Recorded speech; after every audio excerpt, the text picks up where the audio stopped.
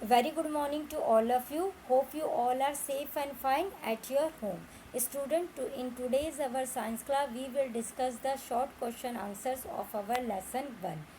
So student, आज हम अपनी साइंस क्लास में शॉर्ट क्वेश्चन आंसर को डिस्कस करेंगे लेसन 1 के. First of all take our first question, why do we need to grow crops. हमें क्रॉप्स ग्रो करने की क्यों ज़रूरत होती है. So we need to grow crops in order to fulfill the food requirement of people.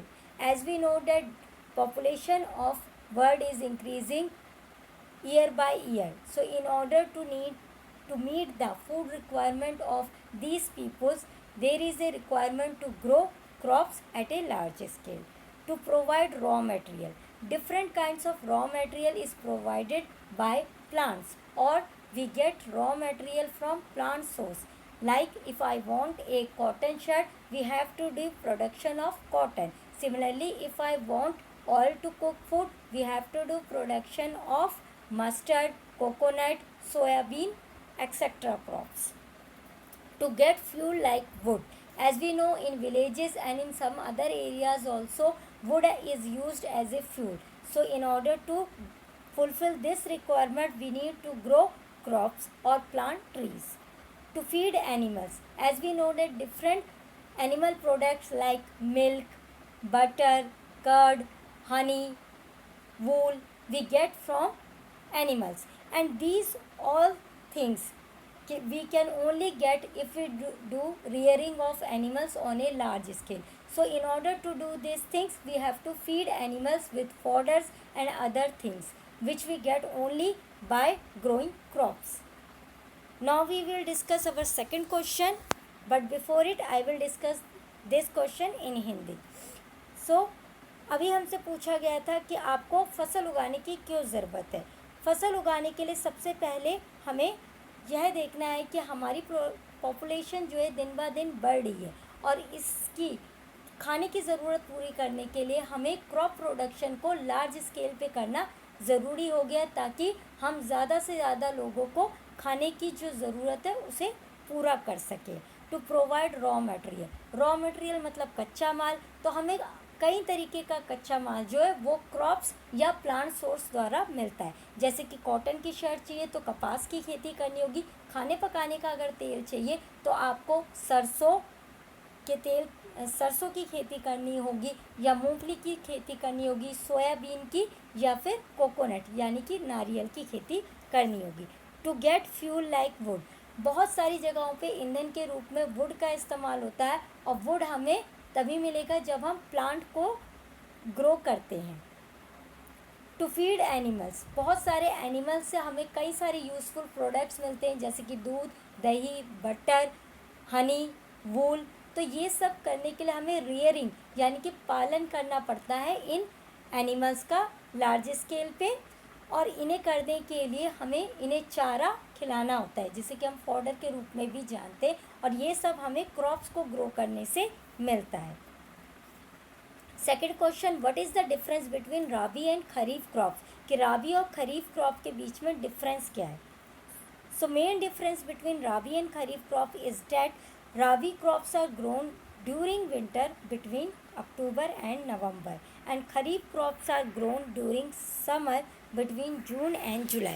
This is a very important point, because at different season or in different season we get different types of atmospheric conditions. Temperature is different at that time, sunrise or rainfall, humidity, all these factors differ in different months. So on the basis of these differences, different types of crops are grown. It is not possible that we grow any kharif crop in the month of October or any rabi crop in the month of June. So students, rabi crops को हम बोते हैं winter season में अक्टूबर और नवंबर के बीच में, और खरीफ crops को हम ग्रो करते हैं समर में जून और जुलाई के बीच में. ये इम्पोर्टेंट बात इसलिए है क्योंकि अलग अलग महीनों में हमारी एटमॉस्फेरिक कंडीशंस अलग होती है, जिसमें कि आपका टेम्परेचर, ह्यूमिडिटी, रेनफॉल सब कुछ अलग होता है. तो इसलिए मौसम के आधार पे ही सही किस्म की क्रॉप को बोया जाता है. हम किसी राबी क्रॉप्स को जून और जुलाई में नहीं बो सकते और किसी खरीफ क्रॉप को अक्टूबर के महीने में नहीं ग्रो कर सकते. Now our third question, what is the advantage of turning and losing the soil. यानी कि सॉइल को जो हम हल जोतते हैं जिसमें उसे ढीला किया जाता है, सॉफ्ट किया जाता है, उसका फ़ायदा क्या है. So answer of this question is advantage of turning and losing of soil provide us these benefits. First of all, it makes soil soft. That means when soil is very soft, in that case crops can grow in a better way. Penetration of air and water will also higher, because when our soil is too hard, then water does not penetrate into the inner parts of soil. Also, air cannot go under it because hard things block the passage or the route for the air to get into it. Better mixing of manure and fertilizer. As we know that manure and fertilizers are added to soil in order to increase the quality of the soil or to increase the nutrient value of soil. So if soil is too hard, these things cannot get into the soil particles and soil does not get enriched. Allows the growth of earthworm and other microbes. Some kinds of small organisms are very beneficial for the crop production or for the soil. So growth of these organisms are necessary. So in order to provide growth of these organisms, it is very necessary that soil should be in soft texture,